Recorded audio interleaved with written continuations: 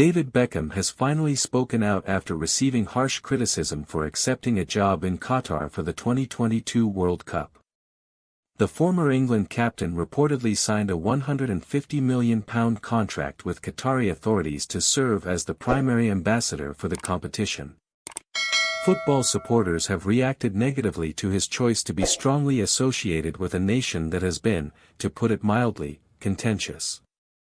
It is understandable that brand Becks found itself in trouble given the underlying problems of gay criminalization, multiple human rights violations, and questionable bids.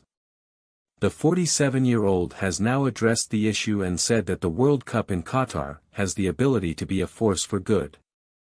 David has participated in a number of World Cups and other important international competitions both as a player and an ambassador, and he has always thought that sport has the potential to be a force for good in the world, a spokeswoman for Beckham said. The most popular sport in the world, football, has a true capacity to unite people and strengthen communities. We are aware that there are many, firmly held opinions on involvement in the Middle East, but we consider it a good that discussion of the major problems has been immediately sparked by the first World Cup taking place in the area. We hope that these discussions will increase empathy and understanding for all individuals and that progress will be made. Joe Lycett was one of Beckham's most outspoken detractors.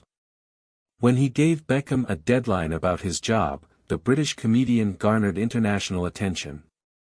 Lycett threatened to spend £10,000 in cash if Beckham would not renege on his lucrative multi-year contract.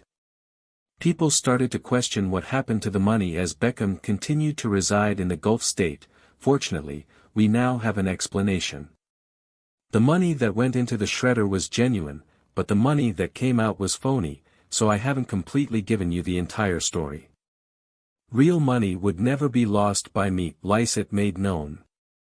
In fact, before I even hit send on the first tweet last week, $10,000 had already been given to LGBTQ+ charity, proving that I would never be that careless.